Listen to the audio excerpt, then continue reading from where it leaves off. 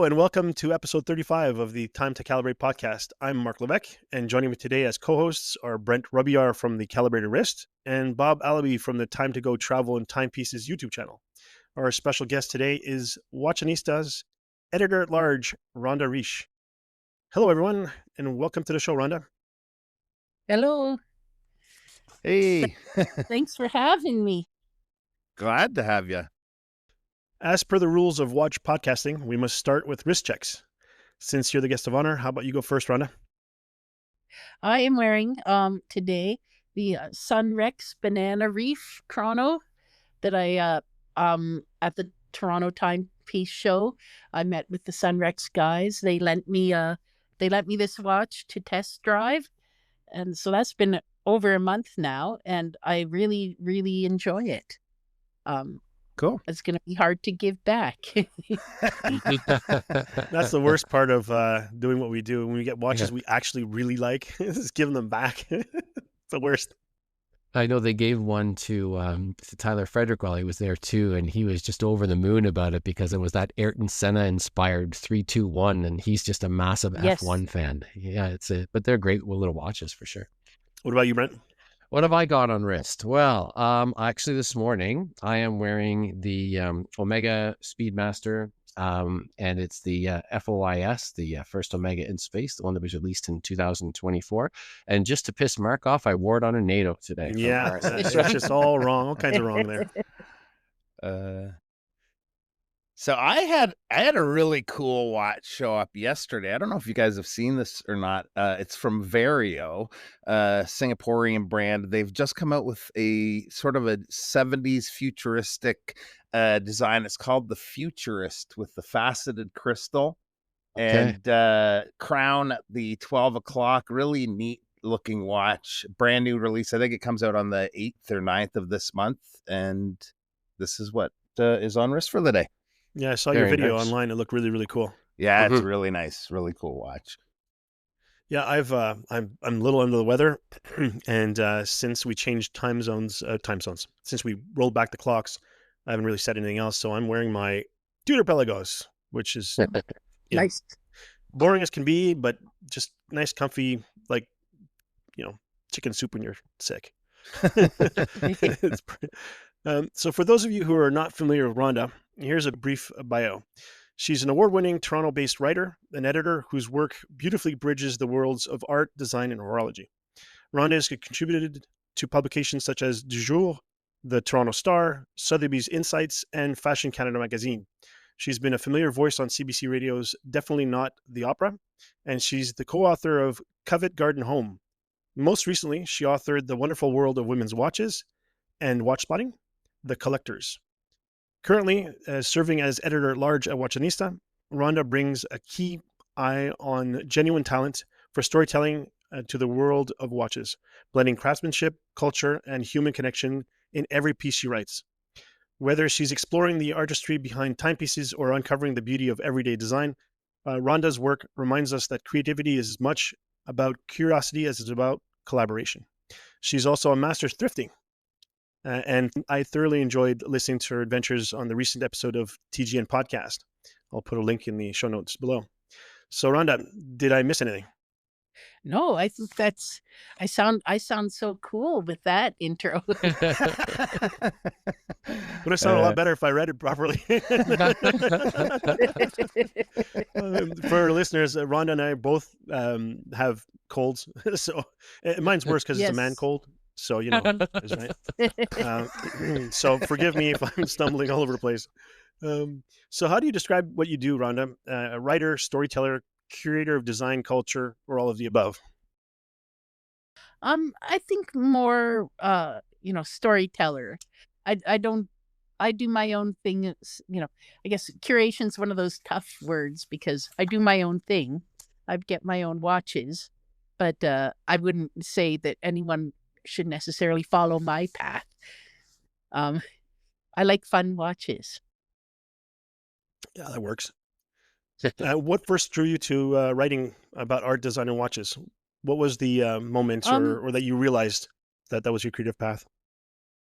It's a little bit of, I was a fine arts major, in school, and I would go to the local newspaper to complain about the lack of arts coverage.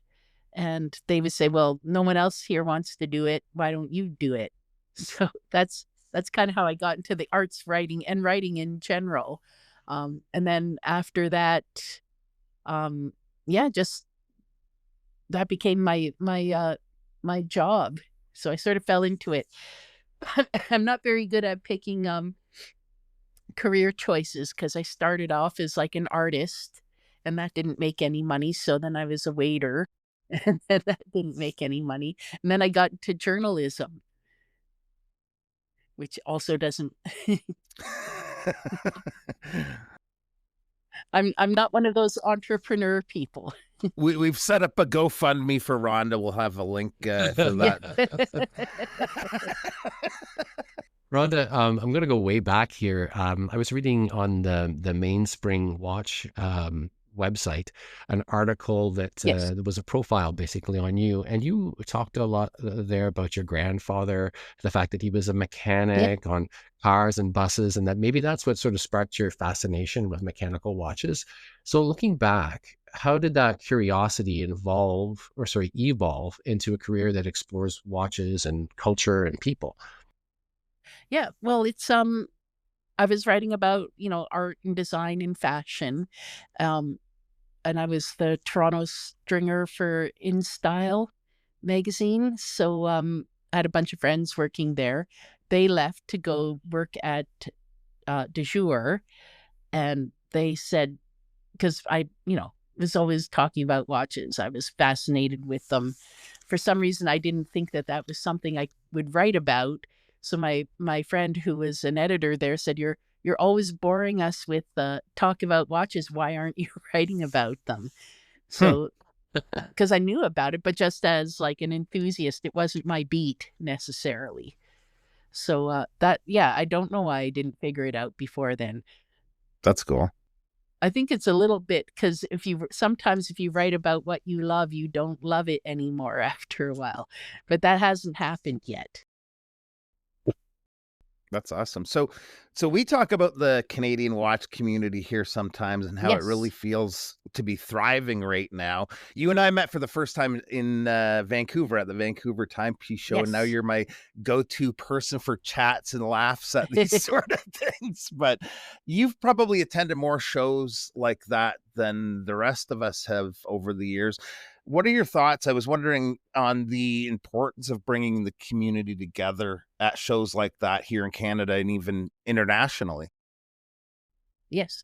It's amazing that the Toronto Timepiece Show, Vancouver Timepiece Show, looking forward to Montreal. It's because I've been to, all the the big watch shows, Mhm. going back to Basel, SIHH, Watches and Wonders.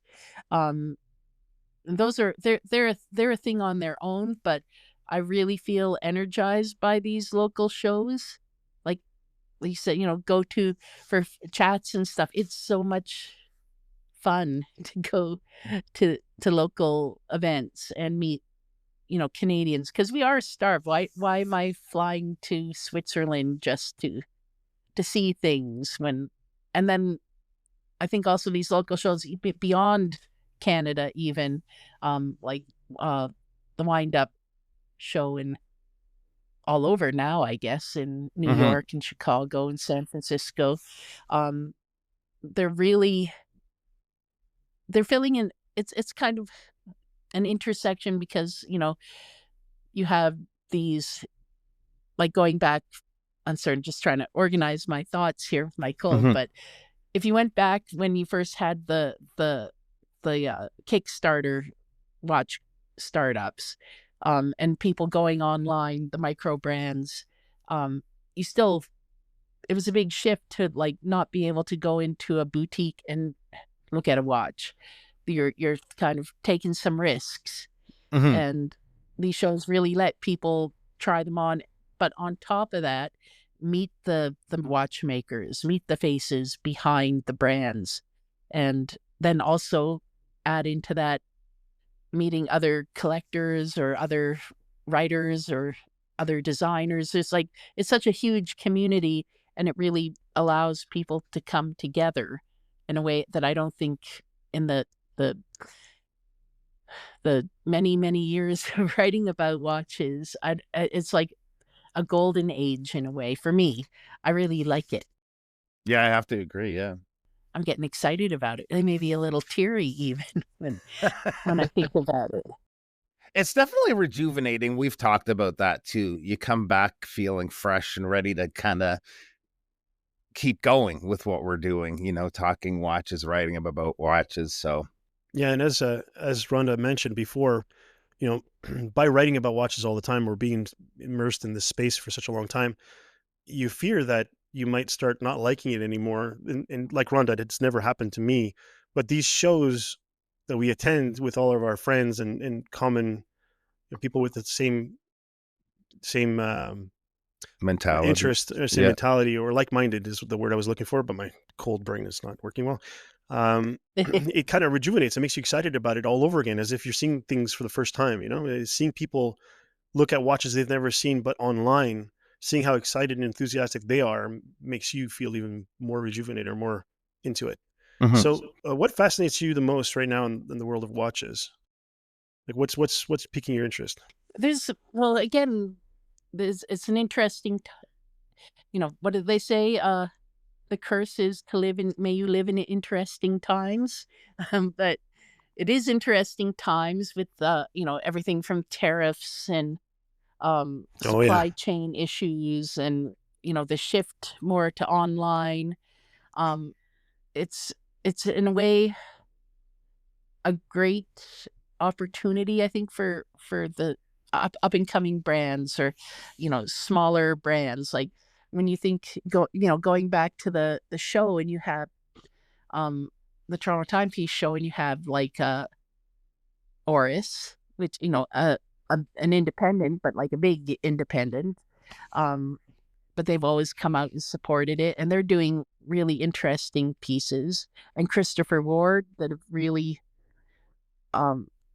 just in the last 2 years, just, not blossom, but they're just doing like really interesting things. And, yes, we would all maybe like to have a Vacheron or a Patek one day, but I don't feel like I need to have that. There's like, it's just so much open for people to just get into watches, and it doesn't have to be a $10,000 investment to get in anymore. And yeah, so it's sort of democratizing, either getting away of gatekeeping. Even people I know who do have massive, super expensive watch collection, still like to have a Casio or a G-Shock. So yeah, it's democratizing. Yeah, 100%. And that also lets in like different groups of people too. It's not just, there's, I think, a lot more women involved. And which before, like, if 10 years ago, I would be maybe the only girl in the room at a lot of things. And we saw at the Timepiece show, tons of women, young people, just like really, it's fun, because then they also bring in their own perspective. So I get hooked on things I hadn't maybe considered before, and those stories. Yeah, that's very cool. So earlier this year, I had the opportunity to be published in print for the very first time in Brent's magazine, The Calibrated Wrist. Yes. And I'm not a pro writer like you guys at all. I'm trying to convince Brent to hire me as his full-time travel correspondent, but work in progress there. But as the only non-professional writer in the room here, could you tell us what your role as editor at large at Watchinista looks like? Yes, it's I think it's sort of a hybrid thing. I've been there for a long time now. And I just kind of came in as a freelance writer originally, and then kind of got bumped up. So, while I don't get to, I'm not the editor, I don't get to, pick all the direction and things. I have the freedom to pitch ideas, some, ideas that maybe are a little out of the box for a lot of online magazines. So, I'm just recently this week I did a thing on, the weird Rolexes. Everybody talks about, Seamasters. Nobody's talking about Rolex Seamasters. Submariners, TM2s, Or maybe they Daytonas. should be. Yes. I'm just, but yeah, there's this there's all these little interesting, crazy designs they've had over the years, and they were sort of abandoned. And, it's sort of been, I fell into that research hole for a while now because it's one of my greatest ever thrift shop finds was finding a Rolex Standard at an antique store in Hamilton in a box of, it was a bag full of watches for $10. Wow. And so that's the greatest, but that led me down a rabbit hole of what they call Canadian Rolexes. So the Rolex is, which also brings you back into the whole world of tariffs, because to get around tariffs, they used to just assemble them in cases made in Canada. And, but yeah, it's all, this is why I love watches. It's all a rabbit hole. You find one little thing, and then that you learn about the history of the company and weird ins and outs or design blips. So yeah, I get to pitch those kind of stories that really, I hope, interest other people, but they are points of fascination for me that otherwise, wouldn't get published in other places. So yes, that's what awesome. editor at large, I get to, and sometimes they assign things to me, and I like to because Watchnista is based in Switzerland, in Lucerne, so we bring a different kind of context sometimes to the storytelling, that it's a little less business, a little less the spec sheet just puts things into context. And this is where, coming from writing about design and fashion, everything has a context and a history on top of just, here's a new release. It's got a different color of secondhand. So, yes, that's, does that make sense what I do? I don't even know what I do sometimes. Yeah. That sounds great. Yeah, it sounds great. It's I'm going to digress here a little bit, but you mentioned those quirky Rolex designs that you can go back and dig up, and things that they abandoned. But I have a friend, actually was a coworker of mine, who a few years ago brought me in this Rolex, and it was this tiny little thing, maybe 33, 34 millimeters. And it was called the Rolex Skyrocket. It was one of those Canadian Rolexes, basically produced during the Second World War. And it was the coolest little thing. And he had it on this very bizarre bracelet, but it just really, really suited it. But I could see somebody even strapping that on a bund. Sorry, Mark. And and wearing a watch like that even today. But the things I had never even heard of those before he brought that in to show me. But very, very cool. Brent, I'm sorry, man. 33 millimeters on a bund. Even Jason Heaton wouldn't wear that. Rhonda, you talked about writing outside the box, and that's definitely an example. But I find that a lot of your writing too, it doesn't just talk about the watch; it sort of situates it in kind of historical context, whether that be design or whether it be fashion, or even talk a little bit about watches and identity. Do you think that we're at a moment in time where watches say more about who we are than just telling the time? Oh, definitely. Because, you guys probably have, encountered so many people who, when you write about watches, or that you're into watches, they go, does anyone even wear a watch anymore?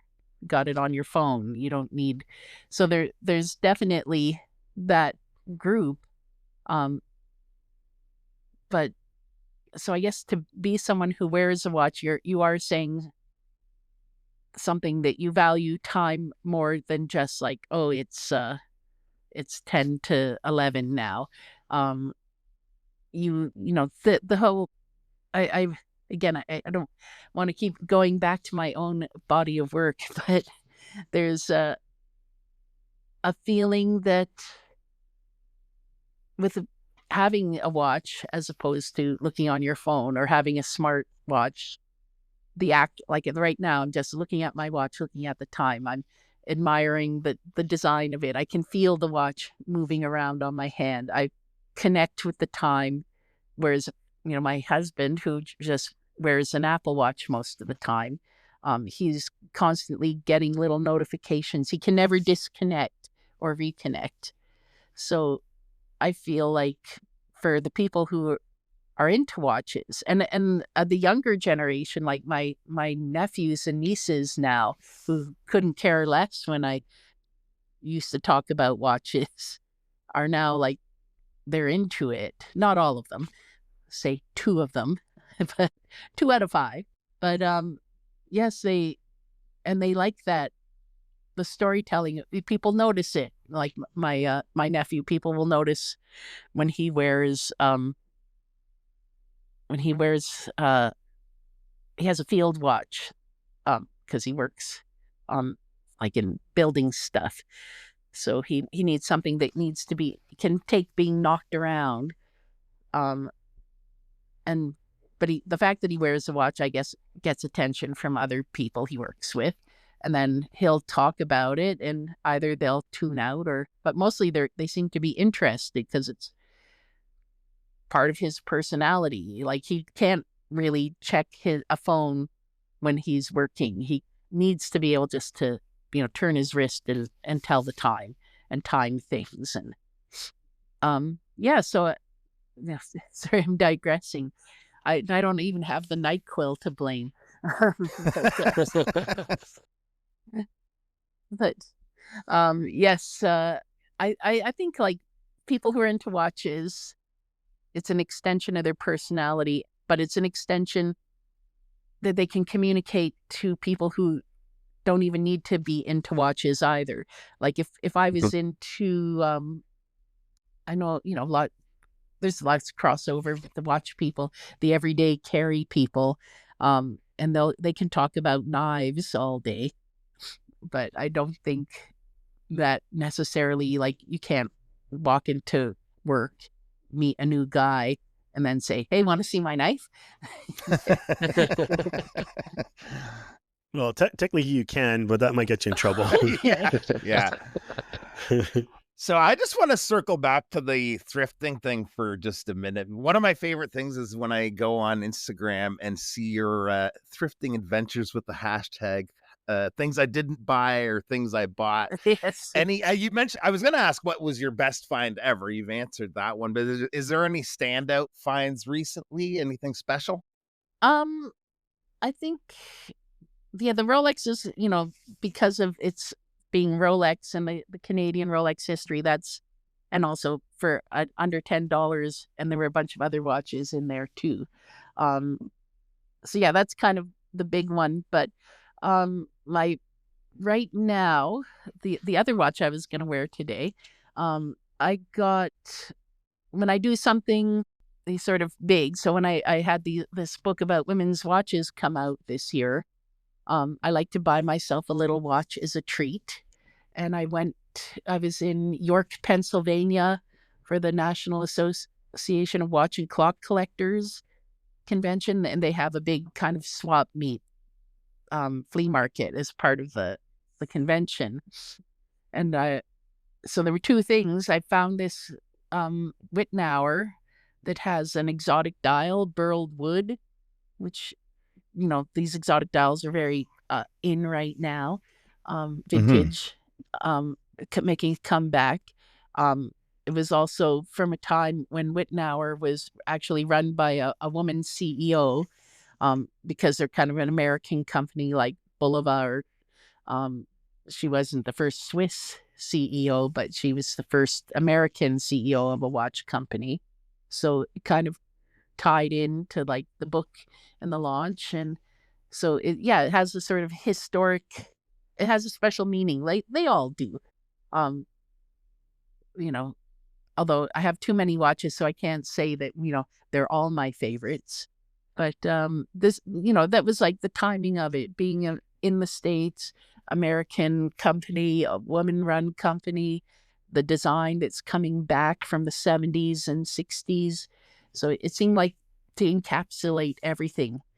And it was, $60. So it was I like a good bargain. I like to brag about the price of things too. Are there still That's bargains to be found? I know that, Yeah. way back in the early 90s when I first started getting into watches, I used to be able to go to antique shops in Montreal. Sherbrooke Street here has a bunch of them lined up, and you can go, cross the street back and forth, and you'd find the occasional Seamaster, at $150, $200. I've found that ever since the internet's come around, it's so easy for someone to take their watch and look up what their value is, and they're going to price them accordingly, like what they find on eBay or whatever they find online. There's no longer that Yes. little treasure guy had no idea what it was and just put a sticker on it on his, he paid $5 from it for, in an estate sale. He put $25 on it because he's going to make a little profit and put it in his showcase. Are there still deals like that to be found? Yeah, it's harder for sure. But there's still always things that fall through the cracks. I was gonna say one of my, back in the old days when I go to like pawn shops and things even, and that's where I learned I learned things, which is also valuable.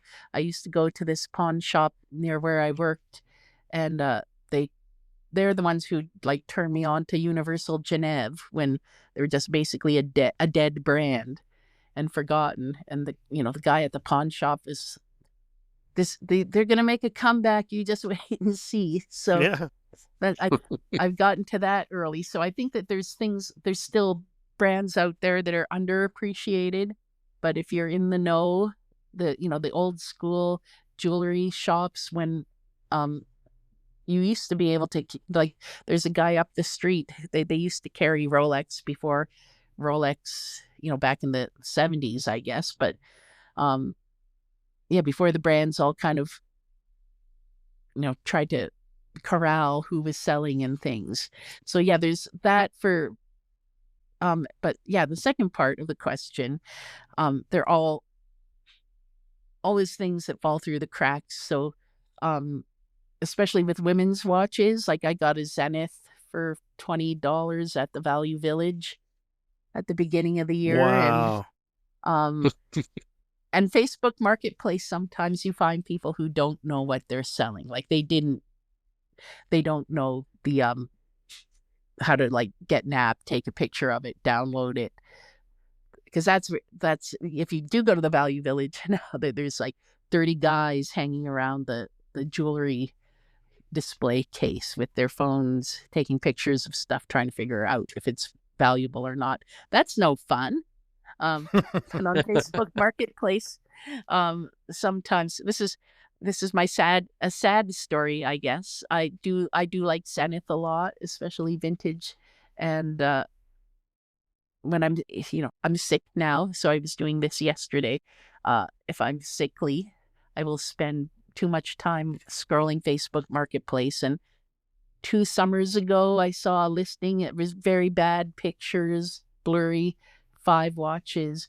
But I felt like I knew that shape design was Zenith, which was the first analog digital watch that they did. The thing that killed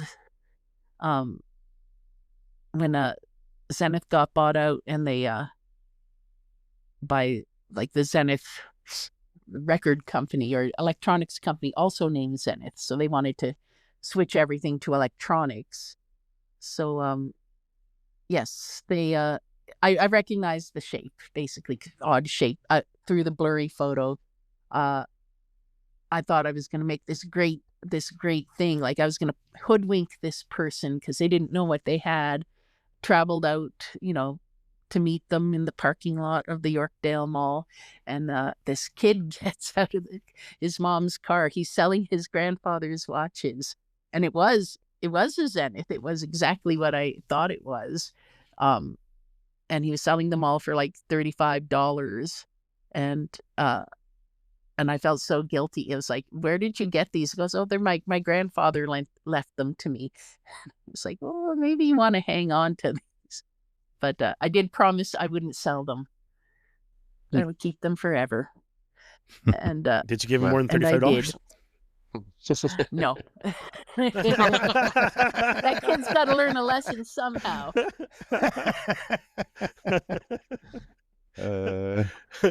So you've described watches as wearable art. Can you expand on that idea? Yes. What makes a watch artistic to you? Oh, there's so many things. There's like the artistry of something. I met an enamelist from Paul N, the Scottish watch brand. Yep. And just like the amount of work and levels of, just precise, and it just looks like a sun. Sorry, my cat is howling now. But like just the artistry, the craftsmanship, and then the design. What like I'm just looking at the Sunrex again on my wrist. That it's a very balanced case. It feels very comfortable, but also substantial at the same time. Which does, that means different things to different people. Like I have titanium watches. I've tried on titanium watches that feel like nothing at all. And that's a feeling still at the same time. And other people like to have the presence, to know it's there. That's the wearable part, and that I can look at it. Going back to the Sunrex again, the sapphire has this little tint to it that when you turn it around, you get a blue flame or line that kind of circles around, and then just the auditory feeling. I can hold certain watches up to my wrist and feel them ticking away, and thinking, and then it makes me think about, I'm not the first person to say it, but it's like a little tiny beating heart with the mechanics. Like there's just so many different angles you can approach something. I love fonts for numerals. I love, when we're talking about this Rolex article, it's like when they discontinued the Milgauss, and that's my ideal Rolex because of the tinted sapphire, because of the little orange lightning bolt. It's these tiny little details. It's, if I went to an art gallery and sat myself in front of a painting or a sculpture, I would also be finding tiny details or large picture things. And there's also sometimes the stories behind the brands. It's, I think other than maybe dance, watches cover all the different kinds of art forms. They're visual. There's some that even smell good. Some are musical even too. Yes. Yeah. Like I really want to get myself an alarm watch or something, or like, I did do a test drive of like a Grand Saunier once, and I was too nervous to wear it that I would break it somehow. But I do appreciate when they're there and you just in a nice padded room where nothing can get dropped or broken. Have you ever seen or held one of those Vulcan crickets when they go No, off? and I really it's want quite violent. one. Violent? It's jarring. Oh yeah, it shakes, and I don't know if I had that on my wrist when I was sleeping and it woke me from deep sleep, it would scare the bejesus out of me. No, I keep looking out for those too, because I do have a couple Vulcans, but not the alarm. That's one. Not my. I wouldn't say it's a grail, but it's on my checklist of things that I want to experience. And they're still relatively affordable. I mean, if anything is ever affordable anymore, but they're available. They're out there. Yes. Do you have a limit for because I know I have a limit for like vintage. With I don't think I would spend more than $100 on anything. What's your affordable limit for?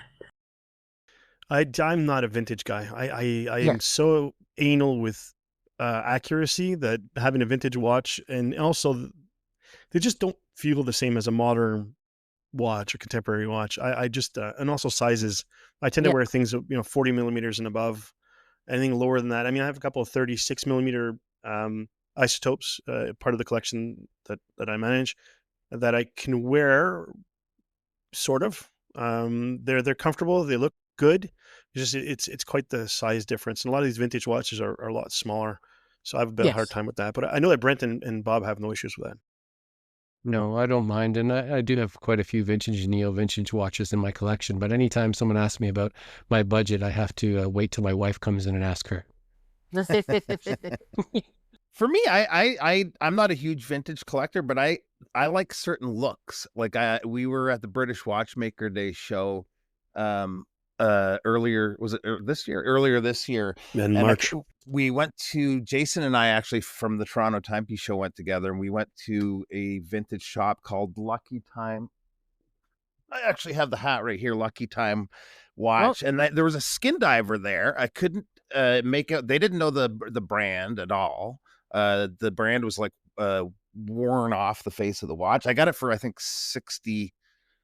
think it ended up being about 60 Canadian dollars in the end, but it just was a cool look. I just no clue what brand it is. I opened it up and showed it, the movement around to people, and nobody identified it, but just it was a cool, like, affordable little find. That's really cool. I'd go for that. Yeah, under $100, it's a gimme. Like, Yeah. if I find something interesting at under $100, I'd probably pick it up as well, even if it's not accurate. Yes. Just for the fun of having it. Mm-hmm. That's the way to go. I have learned as I look at I have a box of project watches where they were like, $10, but then they need $300 worth of work. So that's a problem with vintage. I go both ways. Right now I kind of fascinated by independence, things that they're doing. But yeah, as far as like, things I have that are like, Jaeger and Cult I got on eBay are very cheap. And rolled the dice. You mentioned independence just there. Are there any particular watchmakers or designs that have recently caught your attention or represent innovation in storytelling or craft? Well, I was going to go back to Isotope. When you brought that up, I was, going to cut you off and talk about how much I love what they're doing right now. 'Cause fun, interesting, just like the people behind the brand are all, it's just a feel good story. And I've been interested since I forget. The Will Return. Yes, the Will Return. Yeah. I was going to say Out of Office, but Will Return, like, it was just such a great, a classic design right out of the box. And I will get one, saving my pennies for Montreal for the next timepiece show, where I allow myself to get one watch each show. I want to go on record that we did not pay Rhonda to say any of these things. This is truly just and I'm not asking you to give me one either. I'm going to pay for it, and I'm going to get it myself.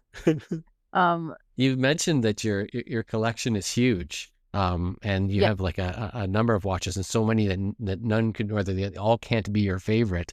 But I'm curious, is there one that you would say kind of captures your personality when you strap it on? It's funny. I haven't strapped it on because it's broken, but one of the first, big purchases I made for myself, which wasn't a big purchase, was Omega Dynamic. So from like the late 60s, early 70s, I just like that, UFO shape. I'm kind of stuck in a 70s. I think a lot of people like the design. Like I'm, talked about my grandfather, and he fixed things up, and he was a watch guy because he was mechanical, and sometimes he would work on people's cars. They would pay him in watches. And then he also, he would give them to my dad. So that's kind of like my early watch exposure is very much 1970s, and I'll never not love something, a big chunk of funk. Uh, and so yeah, I got one. It was like new old stock. There was a jewelry store just up the street from where I lived in Little Portugal, and I used to go into the all the old school jewelry stores to see what they had, and they had this Omega that was nobody bought the first time around, and so I bought it, and he was like had the price sticker, the what when he first had it in the store, so like $300 or something. And then his daughter came in and said, "You can't sell it for that much." And he said, "Well, I told her already." So that's I that it's the history thing. I just a sucker for 70s watches. It was not my first Omega. My grandfather, my dad gave me.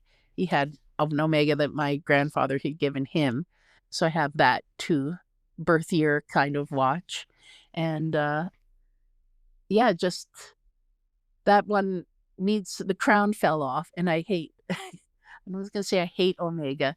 I don't like that now they consolidated all their repairs. There used to be a place just down on Richmond and like downtown Toronto that was Omega, uh, all of the Swatch Group brands, and they had watchmakers there, and you could take it in like the strap wore out, and I went in and got a new one because they had them in stock still from, and then at some point everything has to go back to Switzerland, and they mess everything up because they'll like I got a quote to I just wanted to get the crown replaced, and they went, we are gonna send it back to Switzerland, we're gonna polish it. No, I want all those scratches and dings.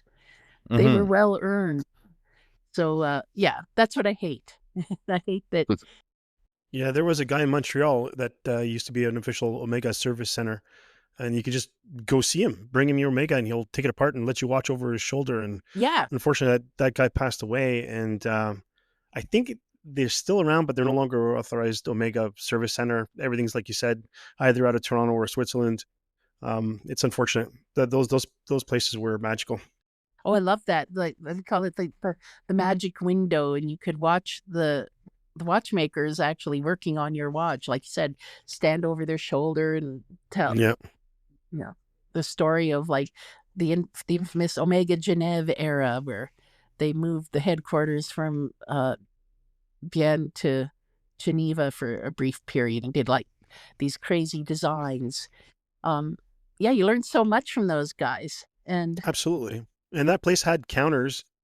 Like you said, they had actual inventory of old 1970s parts and bracelets and straps. And it was like a time warp walking into this guy's office. It was amazing.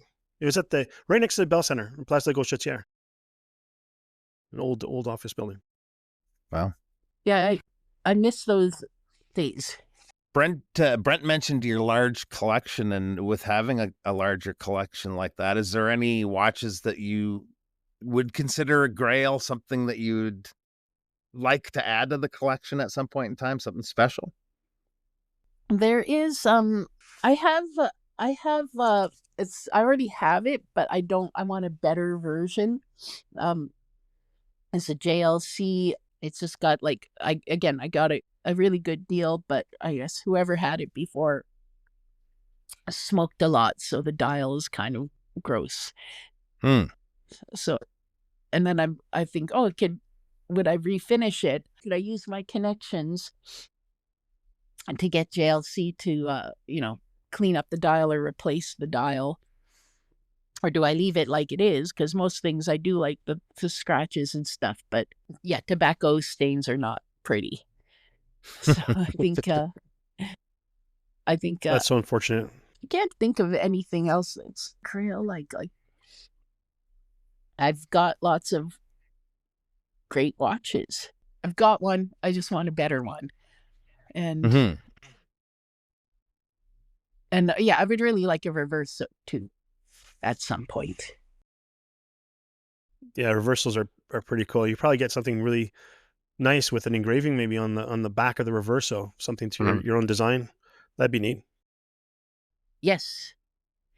But I wonder if there's some brands that did reversos at some point, like Omega had one. So yeah, I wonder if could I settle for, I just want to watch it flips over. I'll get a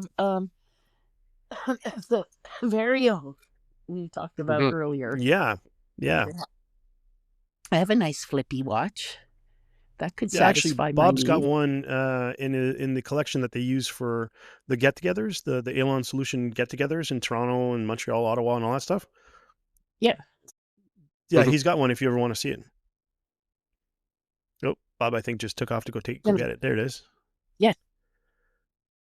It's actually quite surprisingly. Not that I was questioning if there was going to be good quality. It's just it's Have you so seen these before, satisfying to Rhonda? flip it over because it's got this little ball detent.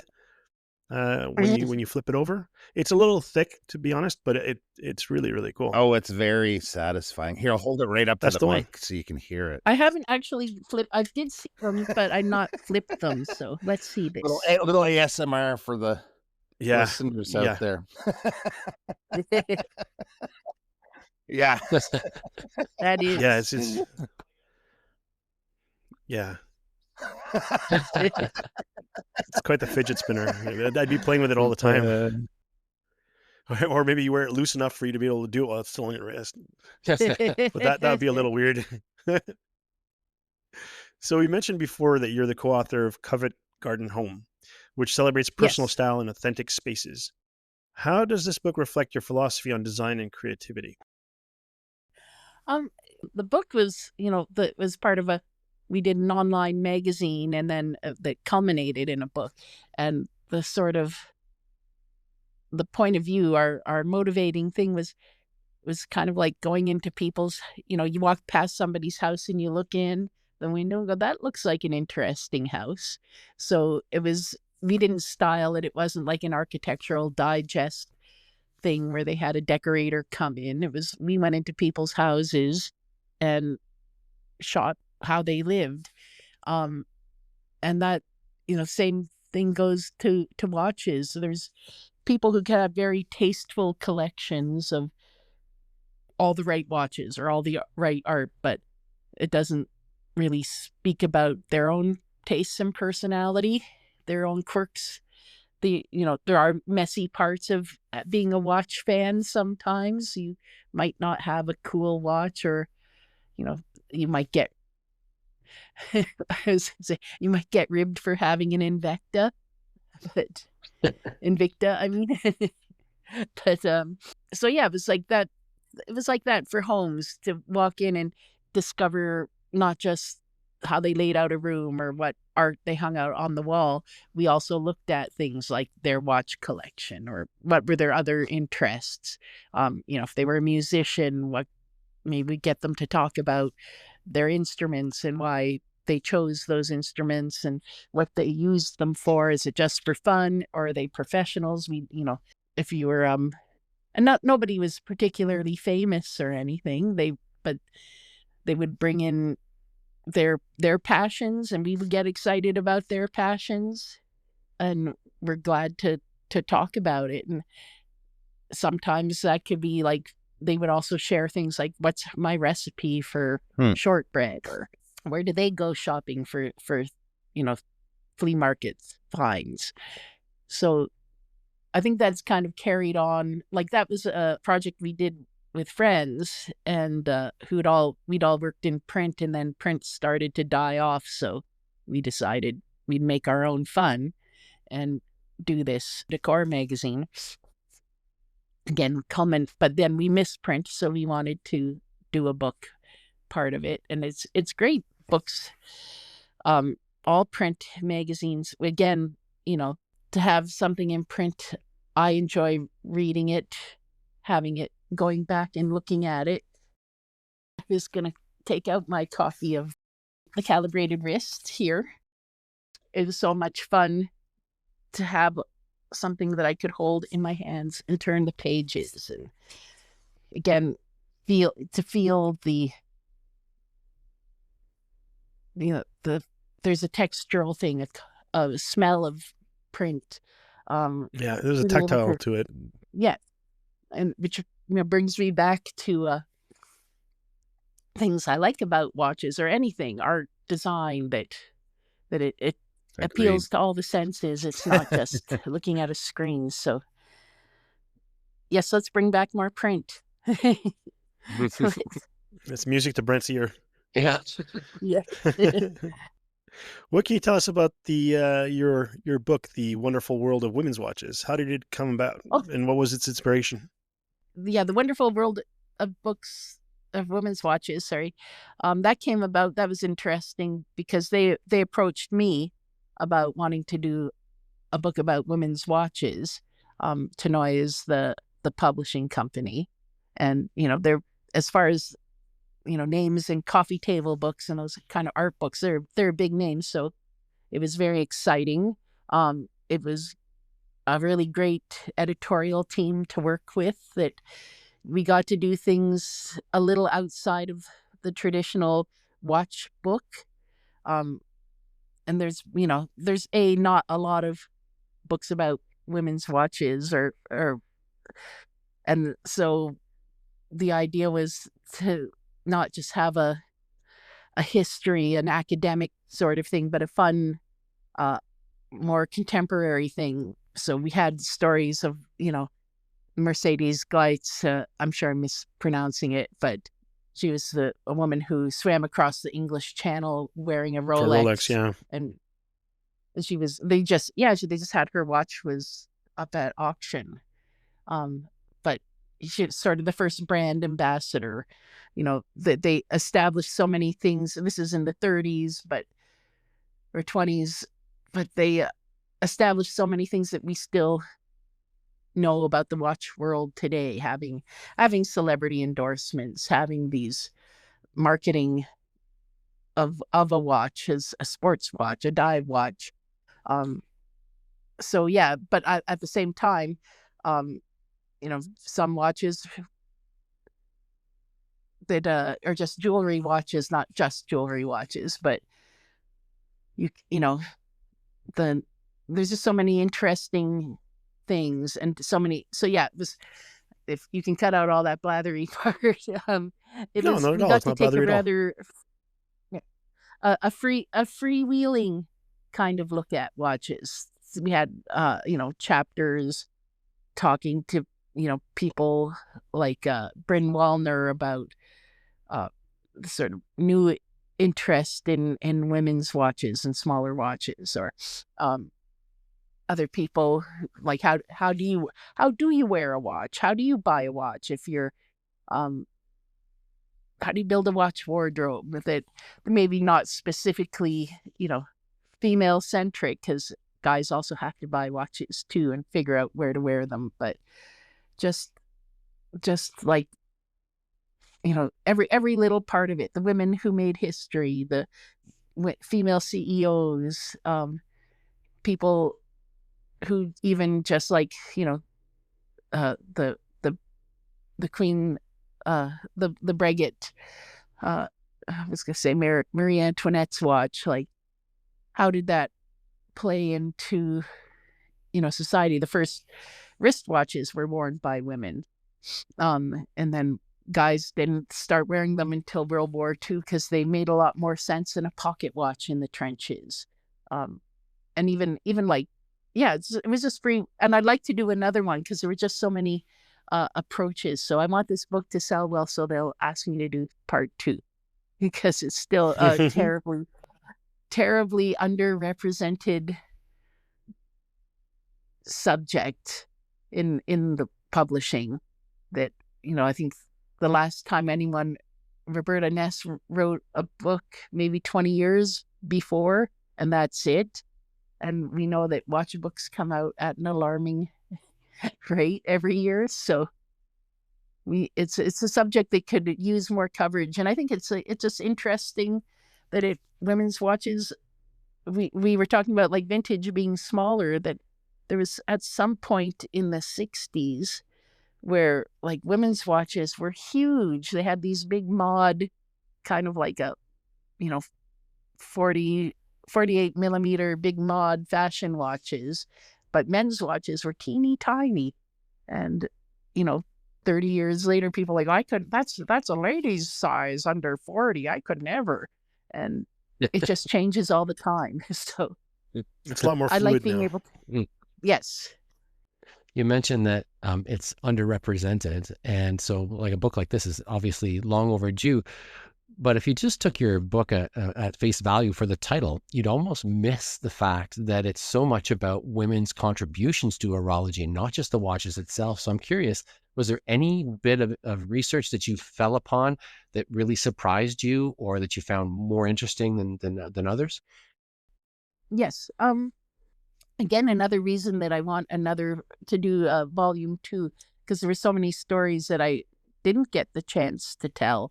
And there's also, you know, stuff that's evolving now.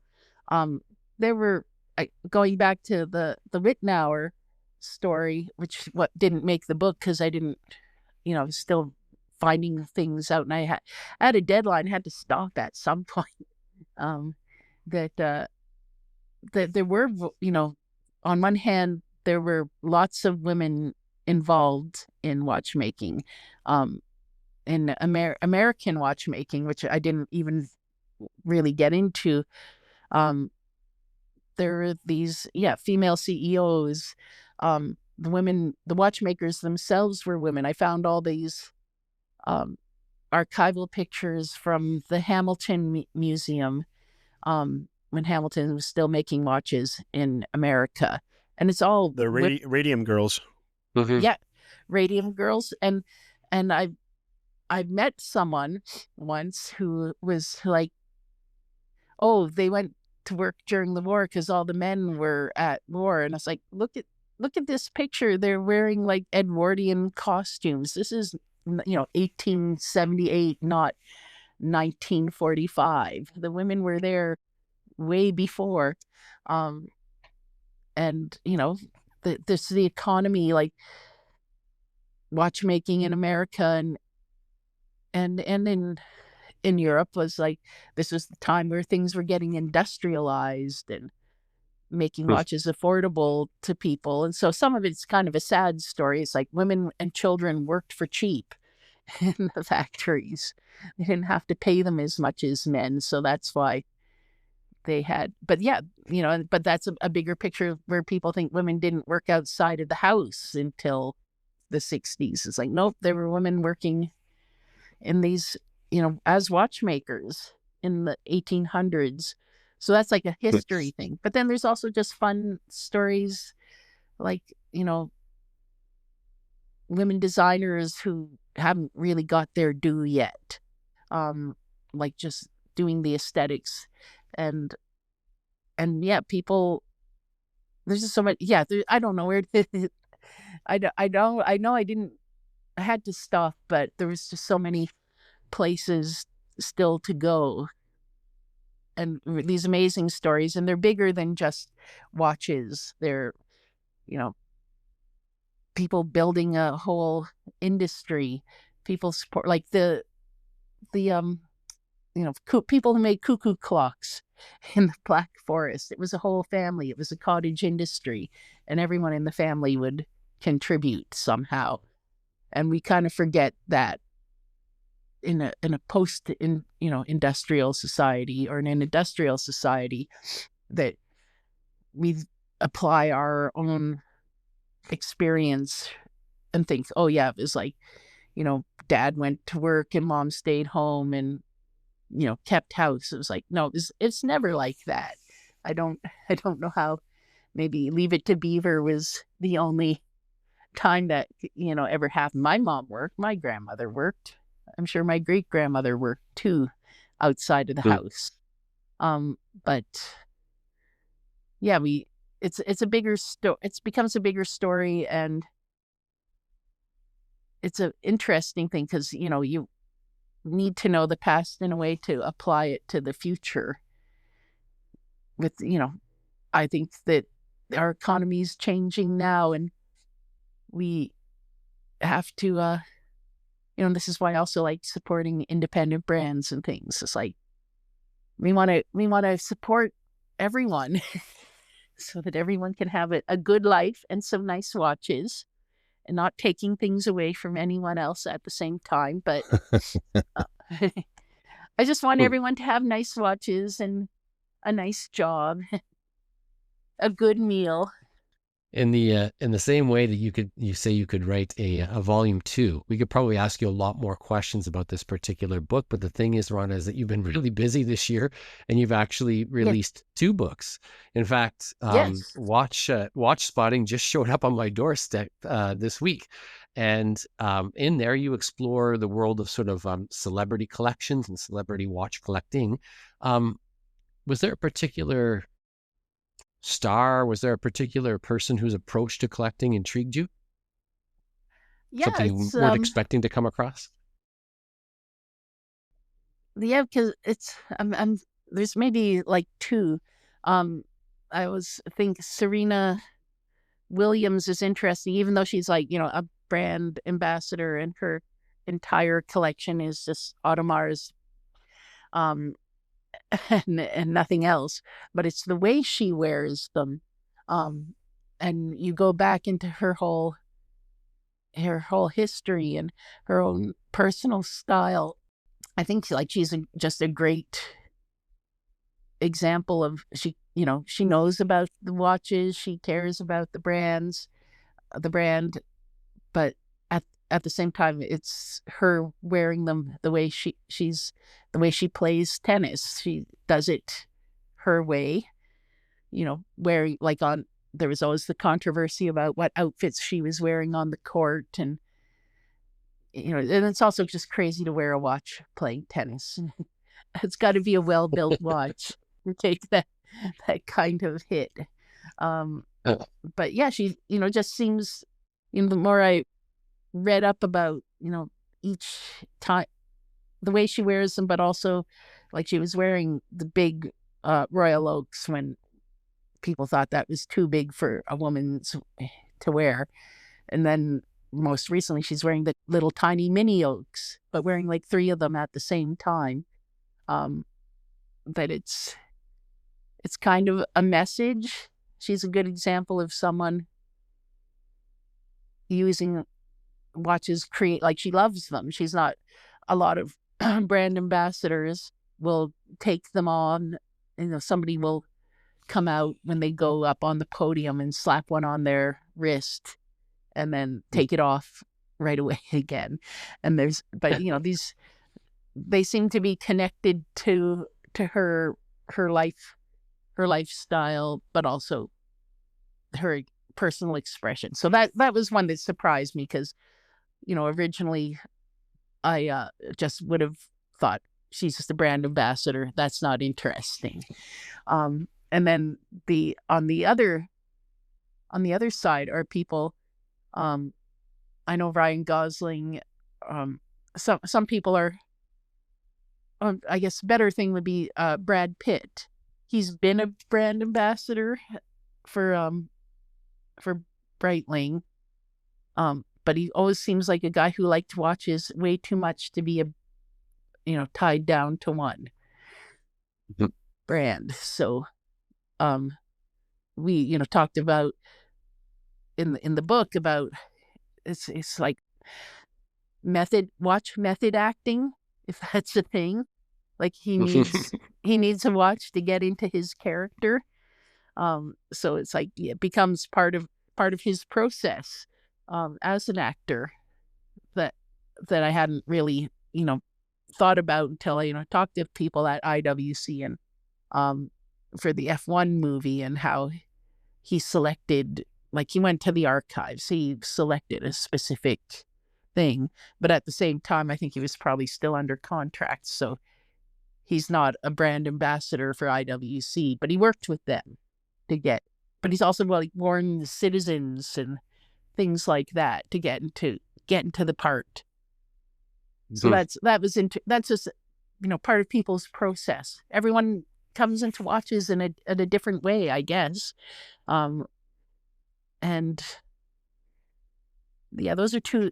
They all. I could do a whole other volume of those.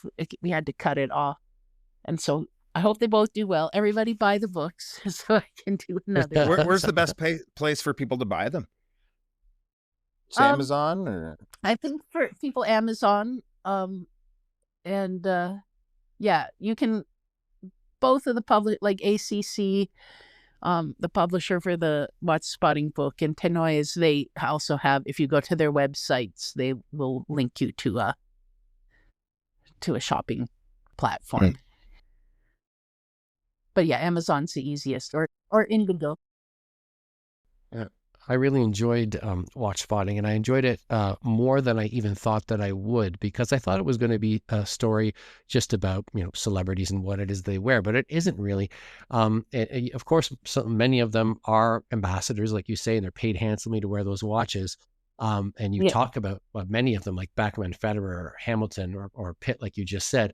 But all of them sort of transcend that role as well as true enthusiasts. And some, like Steve McQueen or Andy Warhol or Paul Newman, they were never really ambassadors at all. So falling back on my earlier question about identity, do you think that at that level of stardom that celebrities are defined by the watches that they wear, or that in some way they actually that the watches are defined by the celebrity? I think here, for example, of Paul Newman, and I think that the Handheart that he wore, or sorry, Steve McQueen, the Handheart that he wore, Handheart didn't necessarily have at that point in time the kind of reputation that would define him, but yet he has somehow left an imprint on that watch. Oh, for sure. There's like, he's just a style icon all around. Like, whatever. In the book we talk about Bullet, the movie Bullet, a lot. So not a movie that a lot of people, I think, could recount the plot points, but had lots of great chase scenes and driving around, and that look that he had, those, everything he wore became sort of iconic straight off the bat because he was Steve McQueen. And Paul Newman the same. Like, he had watches that were not Rolexes, but when people find out it was a Paul Newman watch, I was trying to think of, what was it? Steve McQueen had a Ben Ruth, which, a brand that keeps kind of like Bulova, American-based Swiss-produced watches, went under, tried to revive it a few times. It's undergoing another revival now. And they will always bring up the Steve McQueen wearing it in one movie. And because it's Steve McQueen, sorry, but it can go the other direction too, that I think is sort of the Daniel Craig effect, he's so associated with Omega now. But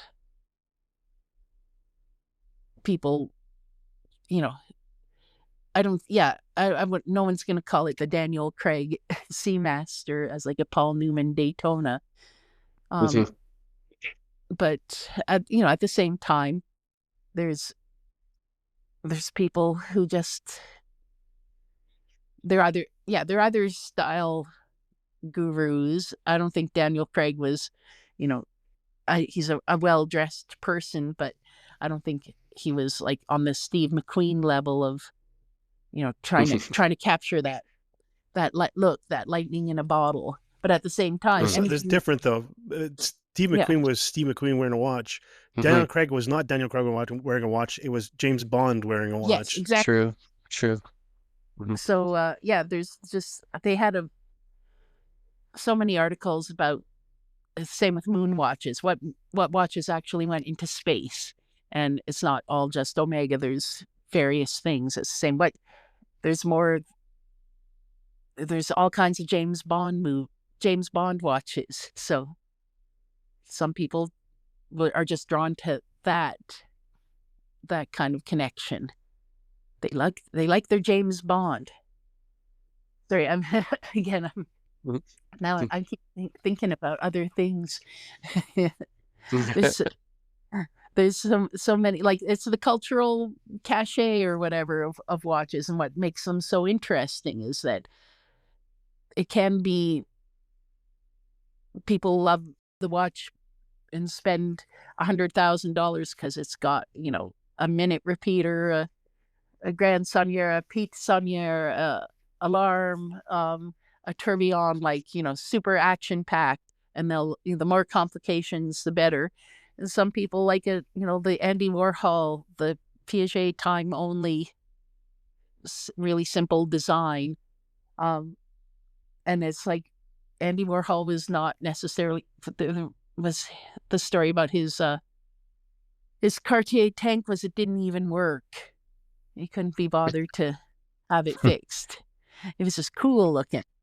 So there's so many, when I was writing of the watch spotting, all of these celebrities, all of these people, just brought different. It was amazing how many different stories there were to tell, when you would think that it could just be their brand ambassador, so they have to wear that watch. Mhm. Some people, and that's a story in itself. Yes, there are, like, I think with the Ronaldo thing is like, this guy's had brand ambassadorships with everyone, and he'll take whatever whatever money that people will offer him. But that's also, part of his influence, because even if he is even if he is a Tom Brady who jumps from, sponsorship to sponsorship, people will still buy them because Tom Brady wore a Tag Heuer and then went to IWC, and, like, yeah, it's still gonna affect people, and people are still gonna buy a watch based on their heroes because they want to kind of be them a bit, I guess.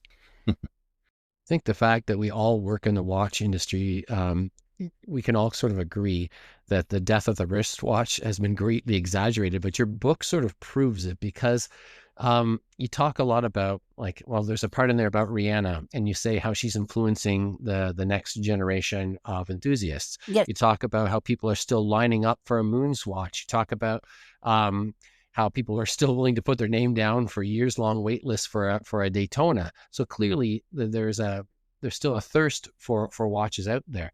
But I have a really tough question for you. Do you think that watches are still alive and kicking because we report on them, or do we report on them because they're still alive and kicking? I would say we report on them because they're still alive and kicking. They're very, very niche. That a lot they're If you get on the subway, and as watch people will do, is check everybody's wrist out, see what they're wearing. I would say there's maybe 1 in 6 people are wearing a watch at all.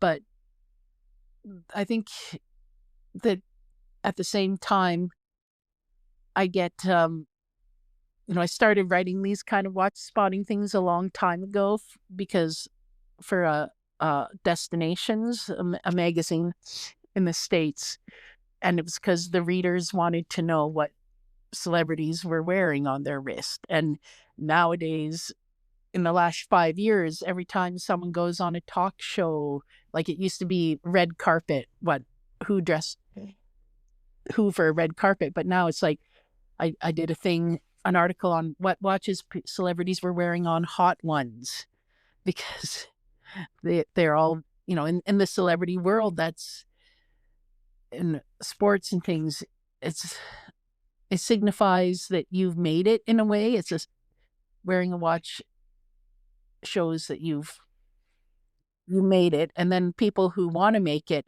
look up to athletes and say, yeah, like, oh, this, LeBron James bought everybody on his team a watch, or sorry, Dwayne Wade. I mean, he bought everyone. He was playing for Miami. He bought everyone an Hublot on the team. And so many people I know who follow basketball were just like, I wish I could play basketball so I could get a free watch.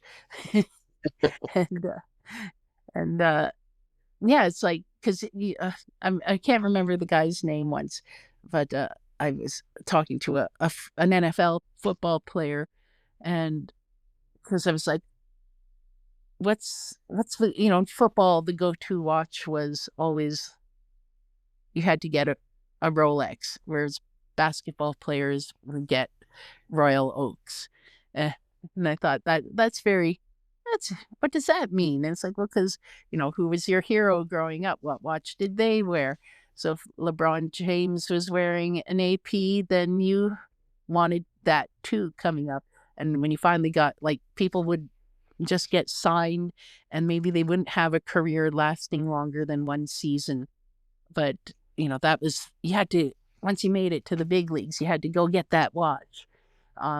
Because it proved that you were there, and that becomes a perpetuating thing. So if you look at Rihanna, and she's doing fun things with watches, or Taylor Swift is sending out secret messages through her watch choices, that people who look up to those celebrities want to, even if you can't afford what was it that Taylor Swift was wearing? A vintage Rolex, totally gem encrusted. Like, you can't afford that. You wouldn't know where to get one, but you can still wear a watch and maybe feel a little closer. Like, someone told me, you won't be able to be James Bond, but you can at least wear a watch like James Bond. So yeah, that's the celebrity angle. But other people just, I think, their father wore a watch or their mother wore a watch, and they have a good memory of that. It doesn't even have to be, some kind of star worship thing. It's part of this, again, going back to, it's part of the story you tell about yourself. So it is a little nichey. It's not like a mandated thing where everybody wore a watch. If in the 70s or even the 80s, but there's still a lot that do. Mm-hmm. And you do get, like, the lineups around the block for swatches. We didn't have lineups around the blocks for swatches when I was a kid. Back in my day, we just went to a store and bought one. Yeah, back in our day, you can go to a Rolex dealership and they'd have some in the counters to buy. Yeah. So, but you mentioned something really quick. Sorry about to cut you off there. You see someone in the subway wearing a watch, and, just like you guys, probably spot watches before we actually see the person's face. But do you guys have this internal dialogue when you see a cool watch on someone, whether or not you should go and talk to them? Do you think, will I spook him, or do they even know they're wearing a cool watch? Do you build up the nerve and actually go talk to them before they get off the bus? I wouldn't do it to an absolute stranger. Yeah, absolute stranger we're talking. Yeah. But I do it to waiters. And, like if somebody comes and serves me and they're wearing a quartz Tag Heuer from the 90s or something like that, I'll say, hey, that's a really cool watch. Where'd you get that? So if there's an overture already and that we're having an interaction, absolutely. But not a stranger. Not a stranger. Yeah. Yeah, I can never work up the guts to do it to a stranger. I guess if they were wearing something like a micro brand, maybe I would, because that's already niche enough. They probably already in our space, and there might be a chance they didn't know who we are. A micro brand, but if they're wearing like like you said, a tag or something like that, chances are they probably either gifted it or they don't even know. And then you're just some weirdo walking up to them. Hey, nice watch. We were on a resort vacation a few years ago, and it was just a beachy pool resort type of thing. And I kept seeing this guy, and he had an SKX on. And then I saw him another day, and he had an orange Monster on. This is a few years ago. And I was like, oh, he has to be into watches. So I went up, didn't talk to him. He didn't know a thing about him. He just liked the look of them, bought them on Amazon. And yeah, so now I don't bother anymore. Yeah, what if it's some cool Instagram guy that is really into watches but never shows his face on Instagram? It's just watch wrist shots and watches, and it just happens to be some really cool connection you could have. Yeah, that's Bob, you're missing out, man. Yeah, that's true. So We were talking about going down the rabbit hole earlier, and I went down the rabbit hole researching you actually the last couple of days. And one thing I found that you have a skill in that is I had never known this, but is in creating short films. And one that I watched was called Perspective 5, The Time Traveler, which is about a watch Yeah. you found thrifting, a Glashuta original. It's actually, I think it was on their YouTube channels where it was posted. Yeah. But you ended up traveling back to their HQ with the watch. It's a really cool story and very well produced. Is that something you dabble in at all these days? Like any film work at all, or? I haven't in a while, because I also used to do some radio bits, more radio than film. I would like to. I don't know how I found the time to do it then. It's a lot of work. It should be easier now because you have. It looked like a lot of work. Yeah, because like I did it. Glashuta did they were basically not a contest, but they were looking for people who had ideas to do a short film. So my idea was to take my watch back to its homeland. And that was super fun, although sort of humbling because I thought when you do a short film, you kind of have, oh, here's the storyline. Glashuta at the time that my watch was made was under East Germany, so communist Germany. And so I had this thing is how did my watch make it from behind the Iron Curtain to Canada to a flea market in downtown Toronto? And so I had this like romantic idea that some woman like, crossed the checkpoint Charlie in Berlin, risking her life and her watch to come to Canada. That wasn't true at all. They made watches behind the Iron Curtain and sold them to all kinds of markets. So, it was great because I learned a new thing, but it's sort of humbling when it teaches you to not think you know everything about watches, even if you write about them. Yes, I would like, so yeah, it was a great opportunity. I would so love to, go back to these, places in America where they had watchmaking for, like, I think American watchmaking, like even IWC was started by an American who brought kind of the American industrialization and mass production techniques to, higher up Switzerland, higher up to Swiss watchmaking. I would love to like go back to these like ghost towns and these old factories and find the people who's like it's just there's little amazing stories everywhere. Short films are easier probably. I would I've seen like the people who've tried to make feature length or series, and I'm in awe of them. I just like a little tiny story. But yes, hit me up. More books, more movies. Everyone listening. Was that and more short money. movie? Yeah. Was that short film done when Glashuta Original was a part of the Swatch Group or before? I think it's when they were part of the Swatch Group. Oh, wow. That's cool. I wish they did more stuff like that.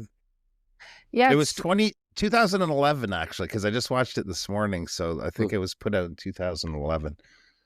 That's a long time ago. I think the Swatch Group was very different back then too. So yeah, that's true. And probably smaller. Not that they're not. Yes, smaller. I think the brands had a little more autonomy. Not that I'm disparaging the Swatch Group, but if I was running them, I'd make more movies. But we've already talked about my lack of financial skill, money making skills. So Rhonda, what's your creative process like when you're developing a story or a feature? Do you start with the research? Is it an emotional thing or is it intuition? I think for me personally, the stories I like to pitch the most are I'll fall down a rabbit hole and I think I've discovered something that no one else has talked about. But there is an emotional part of that too. Like I just get energized by discovering something or rediscovering something or feeling like a subject is not been talked about enough. Or I'll just get mad when I see somebody has written a lazy article that's, makes a broad assumption that isn't true, that hasn't done their research. But yeah, I'm in my happy place going to the Toronto Metro Reference Library. They have so many great books about watchmaking and some crappy ones too. But there's just I want to. I'm putting it out there. I'm manifesting. Moser has like the craziest history. The people, it's like a total soap opera, and I would love to just talk about, like, it has not really any reflection on Moser of today, which is also super fun, and but just like like it's such a had these the Crown miniseries or any of these American horror stories. It's like I want to see the Moser story, and I'll just get really excited. And so far, no one has Hollywood has not come knocking to take me up on this plan. But yeah, I think But there's also some stuff that's just news reporting. Like we have to know what's going on. I don't consider myself. I do consider myself more as a lifestyle kind of writer, not a business writer. I don't know all of the inner machinations, but I do try to read and keep up on them. Yeah, I think a lot of it's emotional, I guess. What interests, like I want to do what I think readers are interested in, but I'm also going to get more excited by things that I'm also interested in and want to share. Yeah. Did you approach Moser about that? Because I think they're cool people. I think they'd go for that. I will. I'll send them an email now. It's a good They idea. are They'd like go all over that.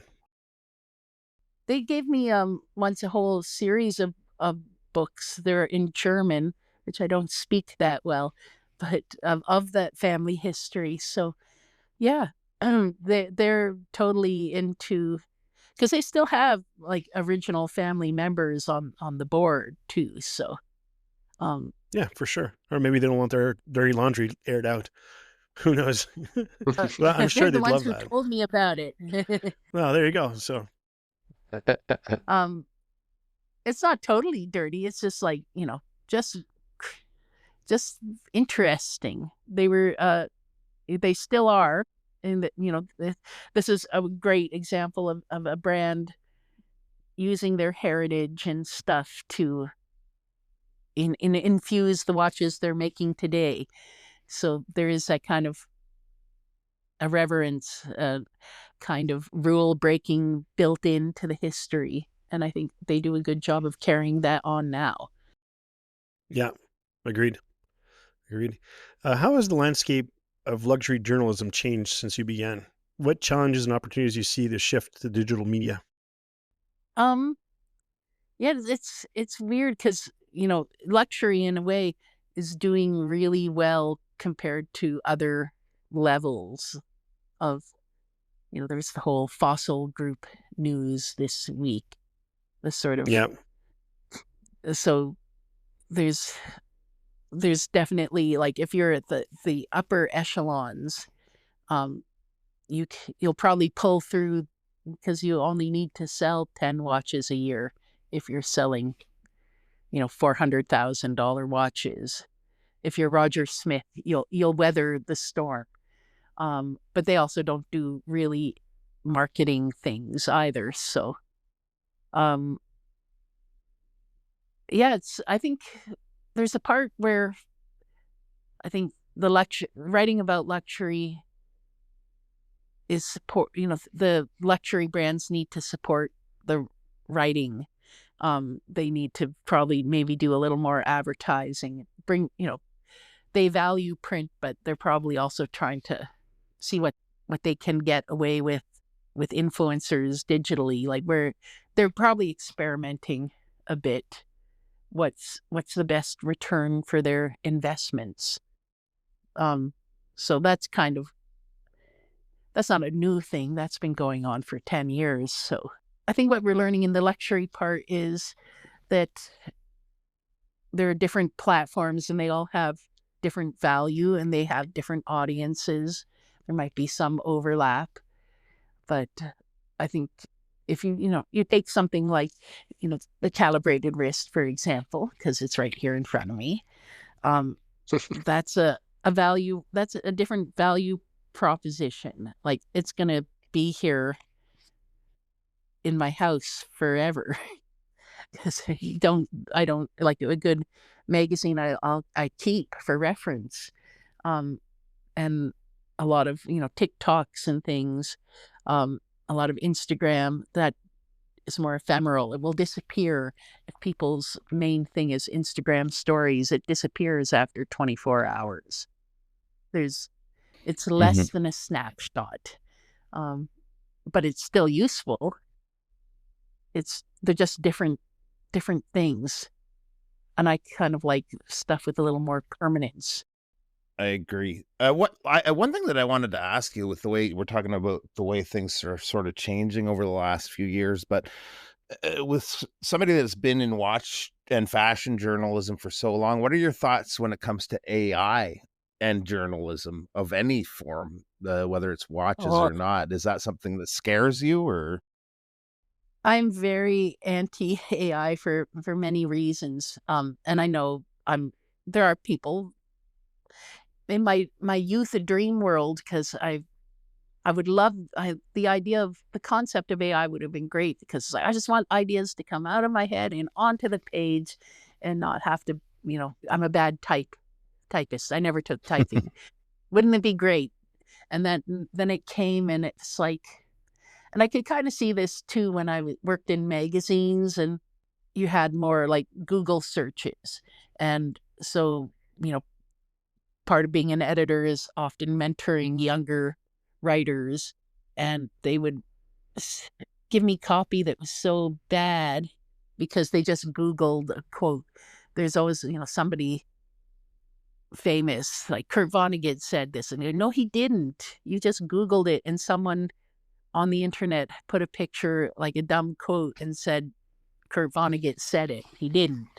You need to think a little more rational. You have to, like I had to when I came up, we had to go to the library and look up things and cross-reference them to make sure they were right. And AI makes it doubly bad because, like, even now you have to, if I do a search in Google, you have to type -AI so you don't get AI. And if you forget to do it, you get all kinds of slop.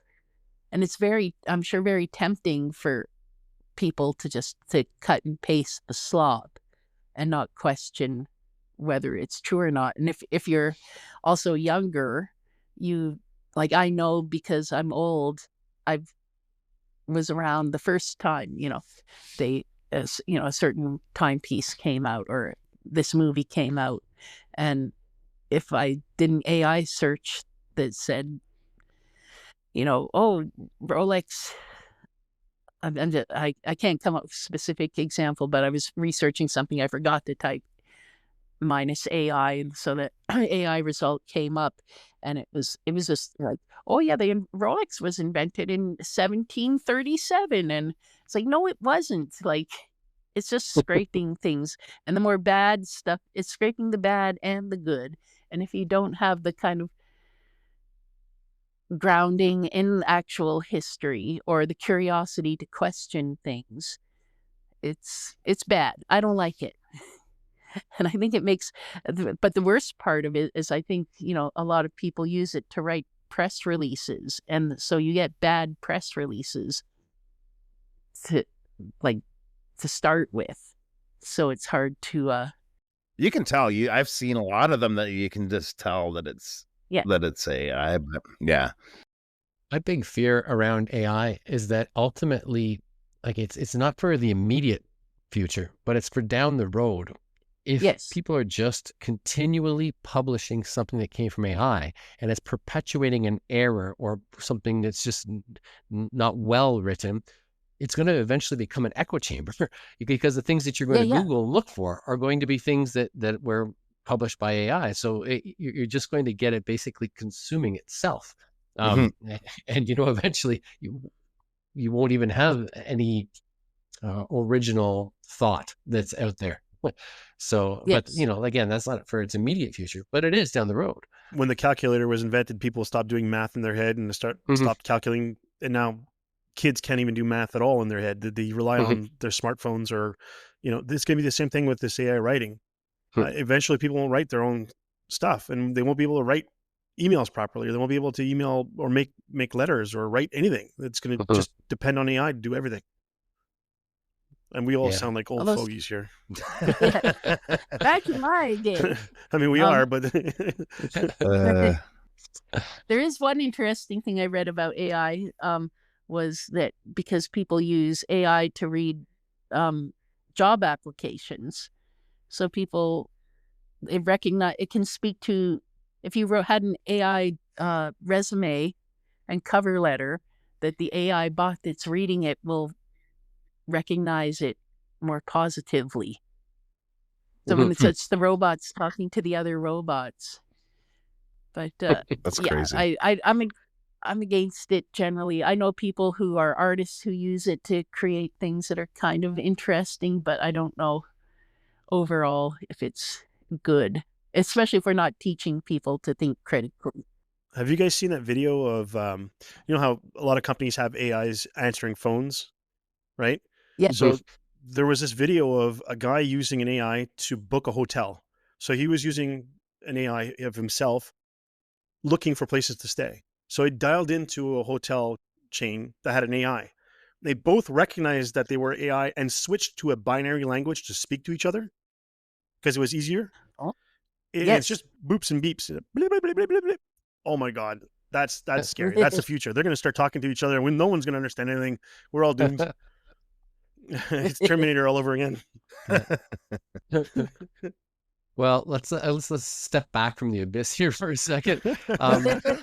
So, Rhonda, we just lost our younger audience. They're all gone there.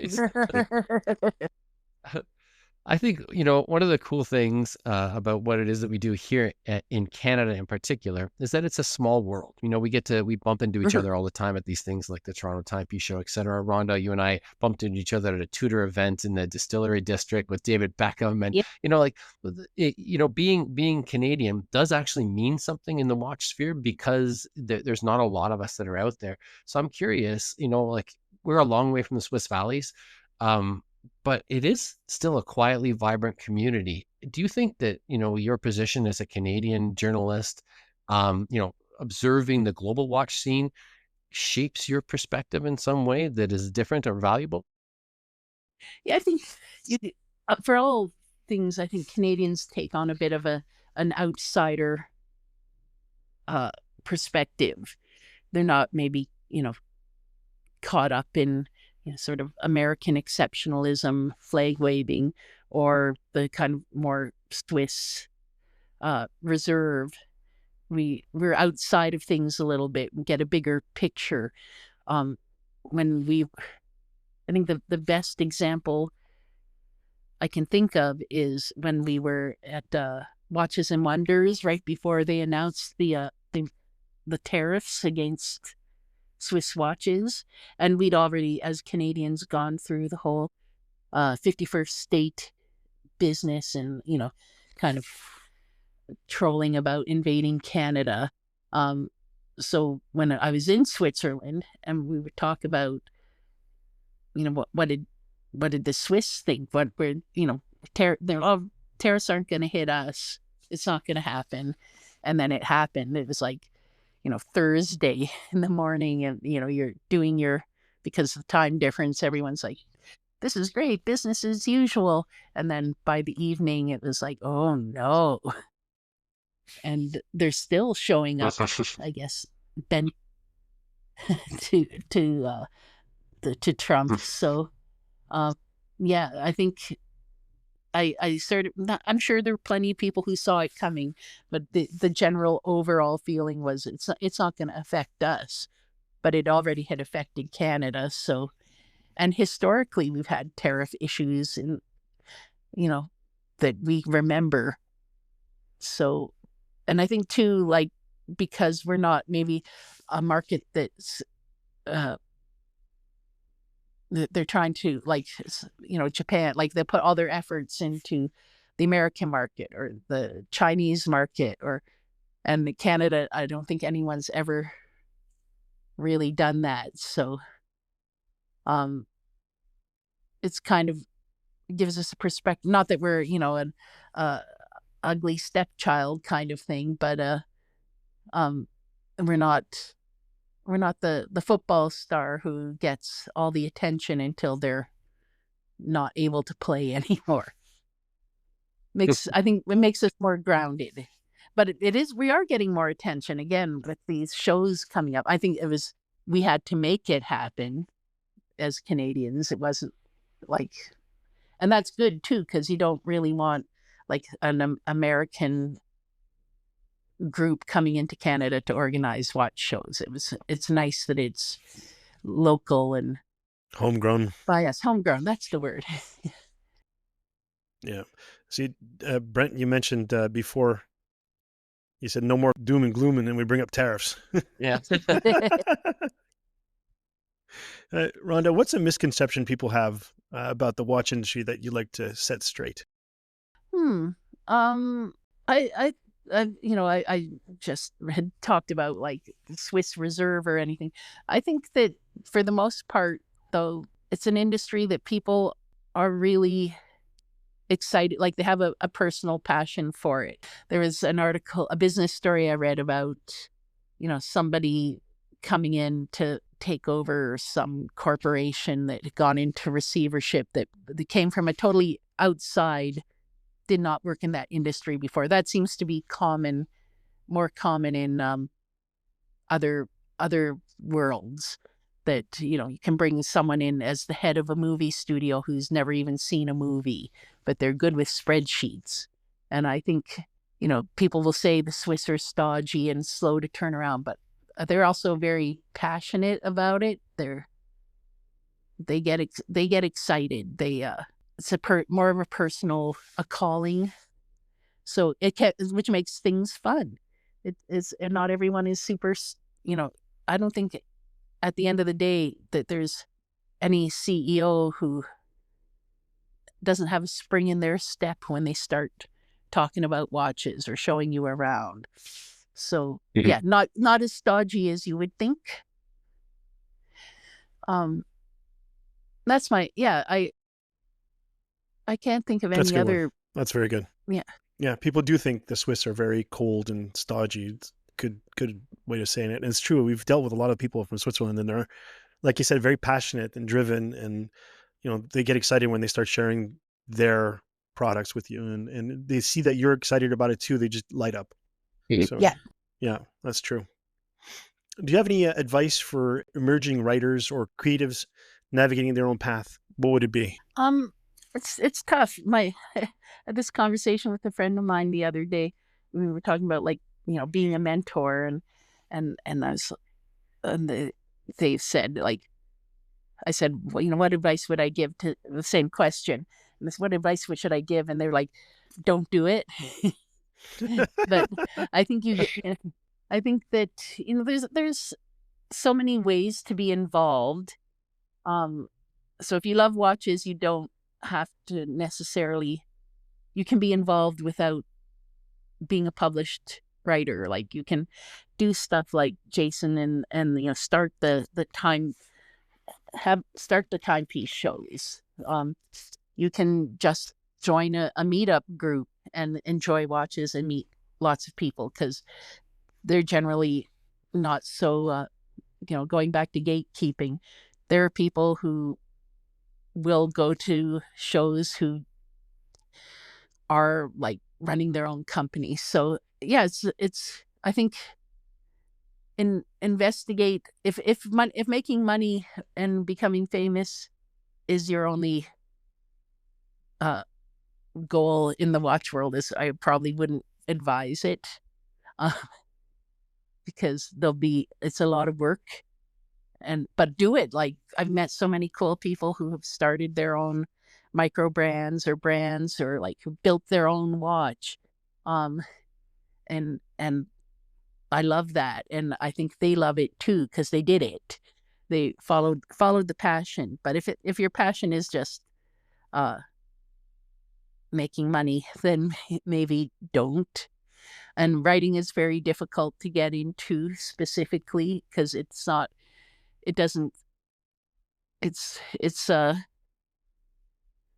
do I've met a lot of influencers over my time, because influencers have been around for over a decade now, and they're not going anywhere.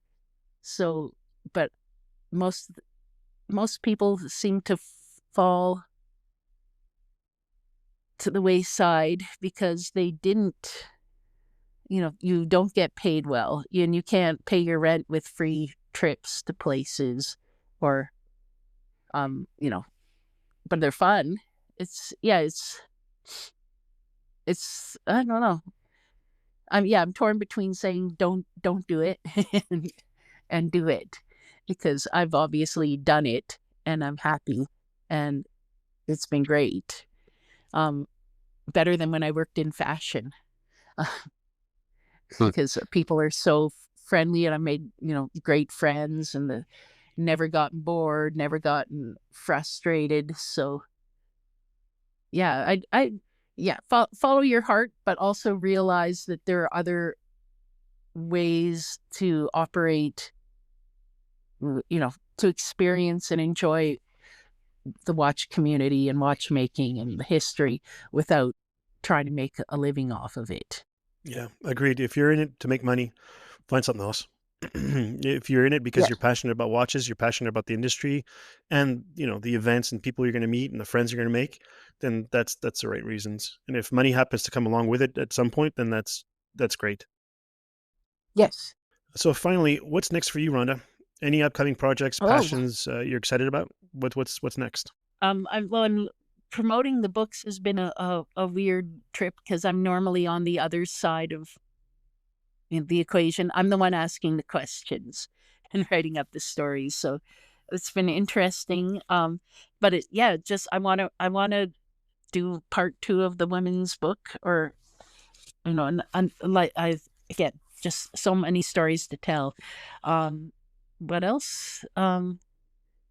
I've sort of been traveling's been a little curtailed for various reasons, but I would like to do some more projects now that I have a bit more free time that's not traveling. You guys made me think about doing movies again. We'll make some short films. We'll get my dad's. Brent's all into it. Brent will help you produce. He'll do it. I'll be a cameraman. There you go. Yeah.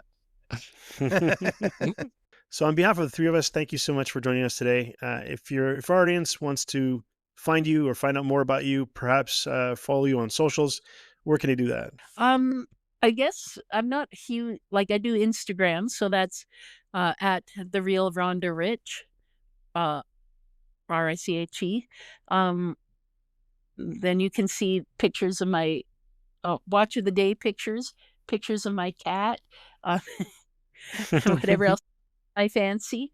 There's watchanista.com, got something up there at least once a week, if not almost every day. Doing some coverage for Dubai Watch Week. There's lots of stuff coming up. That's my other thing. Is like, there are almost too many watches right now, but it's great. But it keeps you busy. And yeah, that's about it. I'm on LinkedIn, but I don't ever check. Very good. Thank you again for being with us today, Rhonda. Good to see you guys, as always. Yeah. Yeah, nice you seeing you too. You too. The Time to Calibrate podcast is out every 2 weeks and can be found wherever you find your podcasts. We sure would love some love. So hit the like button, some reviews, some subscribes. That'd be great. Your feedback is much appreciated. If you have any questions, concerns, or suggestions, we're all ears. Well, maybe eyes. You can email us at timetocalibrate@gmail.com. Until next time, T2C out.